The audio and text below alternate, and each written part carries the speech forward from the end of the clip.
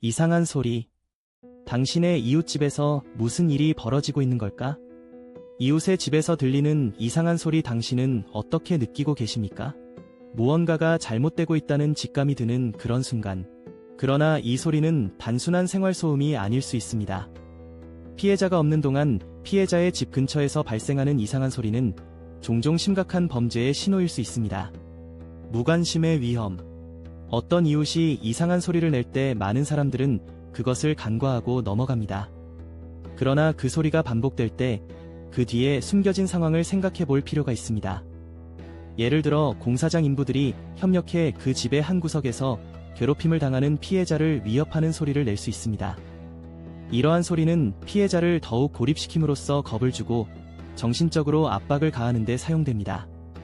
또한 아이들이 불쾌한 욕설을 외치며 피해자를 조롱하는 상황도 발생할 수 있습니다. 이 같은 행동은 단순한 장난이 아니라 조은스러운 심리적 공격입니다. 조직 스토킹의 실상. 조직 스토킹은 단순한 괴롭힘이 아닙니다. 이것은 사회 전체를 통제하려는 시스템의 일부로 작용할 수 있습니다.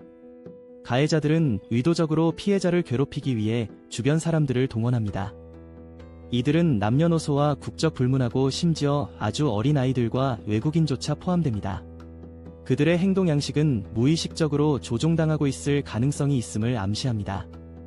또한 아랫집 또는 윗집에서는 특수장비를 사용하여 생활소음에 불쾌한 말을 섞어 보내며 피해자를 지속적으로 괴롭히기도 합니다. 이러한 기술은 피해자의 일상생활을 무너뜨리고 지속적인 스트레스를 유발하게 됩니다.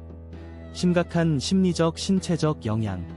피해자는 이러한 반복적인 공격으로 인해 심각한 심리적 고통을 겪고 있습니다. 불안, 우울증 그리고 신체적 피해는 이러한 괴롭힘의 결과로 발생할 수 있습니다. 연구에 따르면 지속적인 스트레스는 개인의 면역체계를 약화시키고 만성질환으로 이어질 수 있다고 합니다. 이어지는 내용은 블로그 게시물에서 확인하실 수 있습니다. 게시물 링크는 더보기란 또는 고정 댓글을 참고해주세요. 영상이 도움이 되셨다면 좋아요와 구독 부탁드립니다. 감사합니다.